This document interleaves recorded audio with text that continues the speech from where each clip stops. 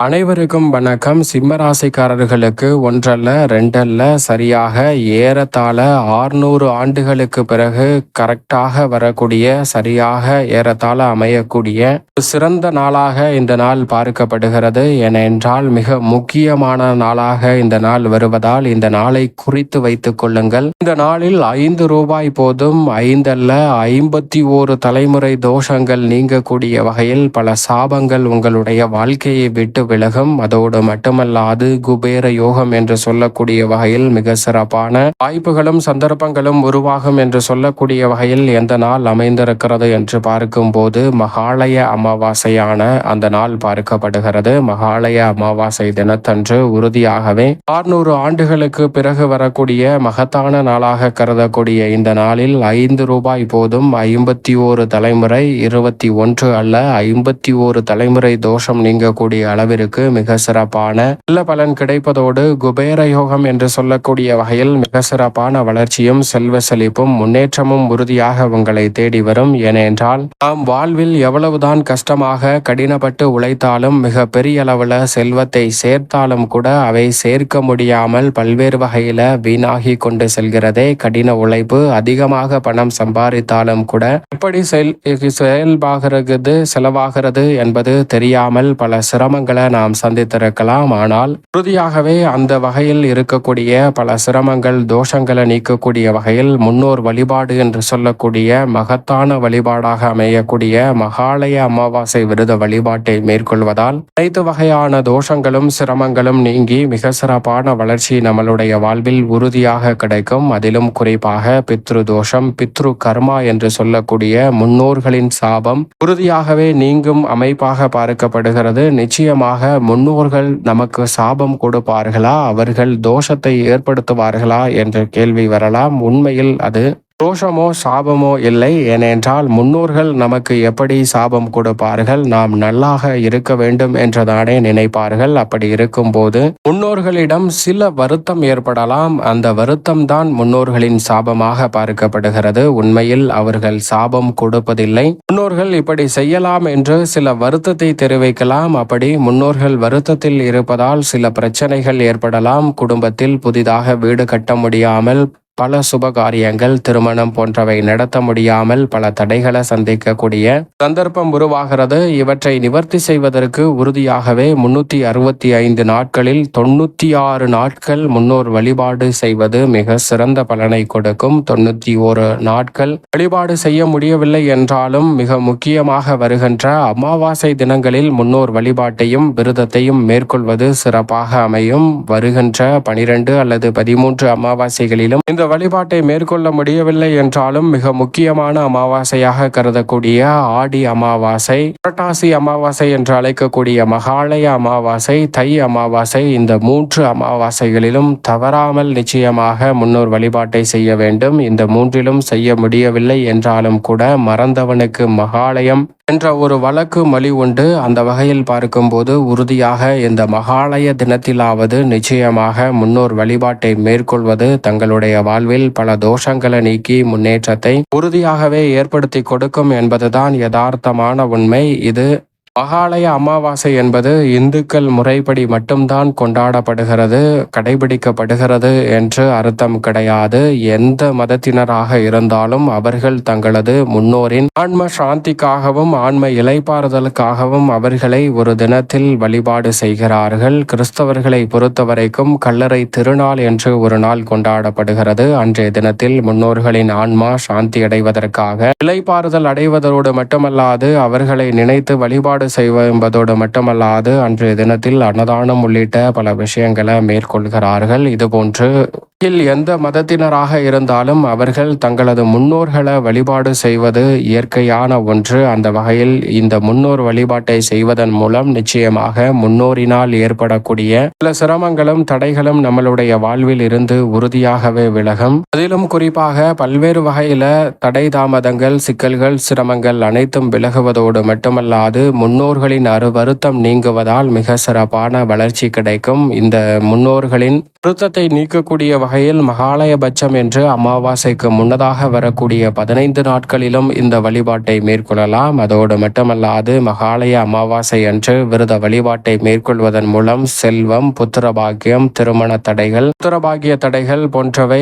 ஏற்படுத்தக்கூடிய சில சிரமங்கள் விலகும். நீங்கள் எதிர்பார்த்தபடி செல்வ செழிப்பு அதிகரிக்கும், புத்திரபாகியமும் திருமண பாகியமும் நிறைவாக கைகூடும், பகையற்ற வாழ்க்கை அமையுங்க. அனைவரோடும் நட்போடும் உறவோடும் பழகுவதற்கான சந்தர்ப்பம் கிடைக்கும். அதோடு மட்டுமல்லாது கல்வியில் நல்ல பலன் நிறைவாக கிடைக்கும், புகழ் பெயர் அதிகரிக்கக்கூடிய சந்தர்ப்பம் உண்டு. இப்படி பல நல்ல மாற்றங்கள் உங்களுடைய வாழ்வில் இருக்கக்கூடிய பல சிரமங்களை தவிர்த்து குபேர யோகம் என்று சொல்லக்கூடிய வகையிலும் பல நன்மை நிறைந்த வாய்ப்புகளை ஏற்படுத்தி கொடுக்கும். இதை ஆடம்பரமாக மேற்கொள்ளாமல் எளிய முறையில் கடைபிடிப்பது நல்லதாக அமையும். இது மட்டுமல்லாது மகாலய அமாவாசைக்கு பிறகு வரக்கூடிய 9 நாட்கள் நவராத்திரியாக பார்க்கப்படுகிறது. நவராத்திரியின் துவக்கமாக இந்த மகாலய அமாவாசையானது அமைகிறது. மேலும் சிறப்பு வாய்ந்ததாக சூரிய கிரகணமும் அன்று நடைபெறுகிறது. சூரிய கிரகணம் நடைபெறுவதால் இரவு நேரம் என்பதால் பெரிய அளவில் பிரச்சனை இல்லை. ஆனால் கிரகணம் நடைபெறக்கூடிய வேளையில் சற்று கவனத்துடன் இருப்பது நல்லது.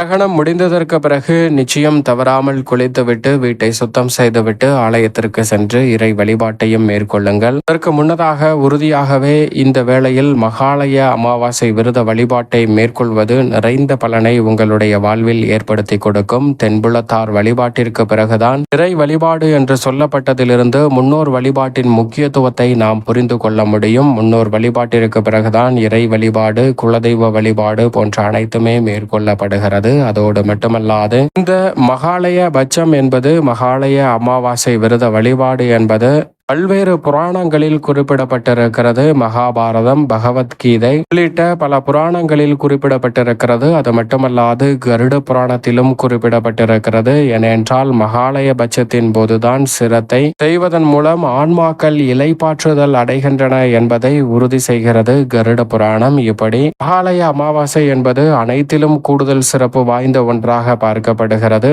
தை முதல் ஆடி, மகாலயம் என இந்த 3 அமாவாசைகளிலும் மிக முக்கியமாக விரதம் கடைபிடிப்பது நல்லது. ஏனென்றால் ஆடி அமாவாசை அன்று பித்ருலோகத்திலிருந்து பூலோகத்திற்கு புறப்படுகிறார்கள் முன்னோர்கள். மகாலயத்தில் பூலோகத்தை அடைந்து தை அமாவாசை வரைக்கும் இங்கு இருந்து அதற்கு பிறகு பித்ருலோகத்திற்கு மீண்டும் செல்கிறார்கள். எனவே இந்த 3 அமாவாசையும் மிக முக்கியமானது ஒன்றாக பார்க்கப்படுகிறது. தாத்தாவுக்கு தாத்தா, தாத்தாவுக்கு தாத்தா என 51 தலைமுறை இருக்கக்கூடிய தோஷங்களும் முற்றிலுமாக இந்த விரத வழிபாட்டை மேற்கொள்வதன் மூலமாகவும் 5 ரூபாய் மூலமாக பல தோஷத்தை நீக்கி நன்மையை நிறைவாக பெறுவதற்கான சந்தர்ப்பமும் உங்களை தேடி வரும். அதே சமயம் நமது மனதில் ஒரு இயற்கையாக ஒரு கேள்வி எழலாம். அதாவது இந்த வேளையில் நாம் பித்ரு கர்மத்தை நீக்கக்கூடிய வகையில் முன்னோர் வழிபாட்டை, மகாலய அமாவாசை விரத வழிபாட்டை கடைபிடிக்கும் போது நமது முன்னோர்கள் மறுபிறவி எடுத்திருந்தால் அந்த வழிபாடு வீணாகுமா என்று கேட்கலாம். ஆனால் நிச்சயமாக வீணாகாது. ஏனென்றால் 51 தலைமுறையும் மறுபிறவி எடுத்திருந்தாலும் கூட பித்ருலோக தேவதைகள் மூலமாக நீங்கள் எதிர்பார்க்கக்கூடிய நல்ல பலன்கள் நிச்சயமாக உங்களை வந்தடையும். பித்ரு தேவதைகள் மகிழ்ந்து மிக சிறப்பாக உங்களுடைய வாழ்வில் பல தடைகளை நீக்கி மிக சிறப்பான வளர்ச்சியை அள்ளி கொடுப்பார்கள். யார் இந்த வழிபாட்டை மேற்கொள்ள வேண்டும் என்றால் தாய் தந்தை இல்லாத ஆண்கள் நிச்சயமாக மேற்கொள்ள வேண்டும். குழந்தை இல்லை, கணவரும் இல்லை என்றால் பெண்கள் இந்த வழிபாட்டை மேற்கொள்ளலாம். அதே சமயம் திருமணமான பிறகு நிச்சயமாக தாய் தந்தையருக்கு பெண்கள் மேற்கொள்ளக்கூடாது. கணவர் இருக்கும் போதும் நிச்சயமாக இந்த வழிபாட்டை மேற்கொள்வதை தவிர்க்க வேண்டும். குழந்தைகள் இருக்கும் போதும் இந்த வழிபாட்டை தவிர்ப்பது நல்லதாக அமையும். ஆனால் அதே சமயம் இந்த விரத வழிபாட்டை யார் வேண்டுமானாலும் அன்றைய தினத்தில் விரதம் இருக்கலாம், இறை வழிபாட்டை மேற்கொள்ளலாம். அன்றைய தினத்தில் தங்களால் இயன்ற தான தர்மங்களை செய்யலாம். அதனால் மிக சிறப்பான முன்னேற்றமும் வளர்ச்சியும் நிச்சயமாக உங்களை தேடி வரும் என்பதில் சந்தேகமே இல்லை. அதே சமயம் கார்மீக பித்ருக்கள் என்று சொல்லக்கூடிய தோஷத்தையும் நீக்கக்கூடிய வாய்ப்பும் உண்டு. கார்மீக பித்ருக்கள் என்றால் தாய் வழியிலோ தந்தை வழியிலோ தாத்தாக்களின் பெரியப்பா, சித்தப்பா என்று சொல்லக்கூடியவர்களும் மாமன், மைத்துனர் என்று சொல்லக்கூடிய உறவுகளும் சரி. அதே சமயம் நமது நல விரும்பிகளாக இருக்கலாம், நமது குருவாக, ஆசானாக இருக்கலாம், அல்லது நண்பராக இருக்கலாம். யாராக இருந்தாலும் அவர்கள் கார்மீக பித்ருக்கள் என்று அழைக்கப்படுகிறார்கள். அவர்களுக்கும் இந்த மகாலய அமாவாசை விரத வழிபாட்டில் மேற்கொள்வதால் நிச்சயமாக அவர்களுடைய ஆன்மாவும் இலைப்பாறுதல் பெறுவதோடு மகிழ்ச்சியால் நிறைவான மாற்றம் கிடைக்கும். இந்த விரதம் எப்படி எப்படி மேற்கொள்ள வேண்டும்? தர்ப்பணம் எப்படி மேற்கொள்ள வேண்டும் என்றால், அன்றைய தினத்தில் அதிகாலையில் எழுந்து நீராடி நீர்நிலைக்கு சென்று எள்ளும் நீரும் இறைத்து தர்ப்பணம் கொடுக்க வேண்டும். முன்னோர்களை நினைத்து வழிபடுவதன் மூலம் அவர்களுடைய ஆசீர்வாதம் நிறைவாக கிடைக்கும். வருத்தம் நீங்கி மிக சிறப்பான வளர்ச்சி தங்களுடைய வாழ்வில் உறுதியாக கிடைக்கும். உறுதியாகவே விரத வழிபாட்டை மேற்கொள்ளும் போது அன்றைய தினத்தில் இறை வழிபாட்டையும் முன்னோர் வழிபாட்டிற்கு பிறகு மேற்கொள்ளலாம். குலதெய்வ வழிபாட்டையும் மேற்கொள்ளலாம். தவறாமல் மதியம் விரதத்தை நிறைவு செய்வதற்கு முன்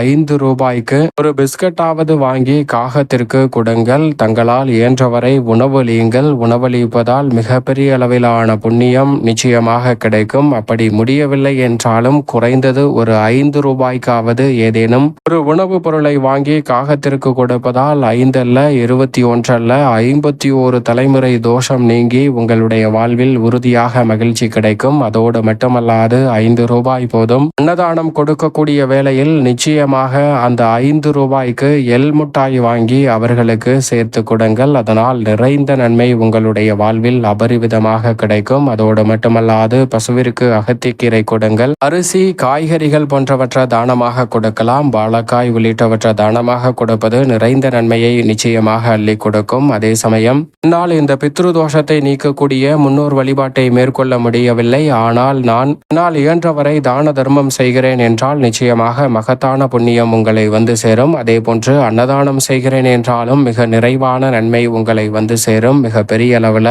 வாய்ப்புகள் கிடைக்கும். ஆனால் பித்ரு வருத்தம், பித்ரு தோஷம் என்று சொல்லக்கூடியவை நீங்காது. ஏனென்றால் மகாபாரதத்தில் கர்ணர் எவ்வளவோ தானங்களை கொடுத்திருந்தாலும் அவர் சொர்க்கத்திற்கு சென்ற பிறகு அவருடைய பசி நீங்கவில்லை. அதற்கு காரணம் என்ன என்பதை உணர்ந்து கொண்ட கர்ணன் புத்திருக்களின் வருத்தம் என்பதை தெரிந்து கொண்டதால் அவர் மீண்டும் பூலோகத்திற்கு வந்து இந்த மகாலயபட்ச காலத்தில் 15 நாட்கள் அன்னதானம் கொடுப்பதோடு மட்டுமல்லாது முன்னோர்களை நினைத்து வழிபட்டு செல்கிறார். அதனால் அவருடைய சொர்க்கவாசமும் நிறைவாக மகிழ்ச்சியாக அமைகிறது. எனவேதான் இந்த வழிபாட்டுடன் சேர்த்து பல விரத வழிபாட்டையும் பல அன்னதான உதவிகளை செய்வதன் மூலம் நிறைந்த நன்மை நிச்சயமாக உங்களை தேடி வரும். சரியாக பயன்படுத்திக் கொள்ளுங்கள்.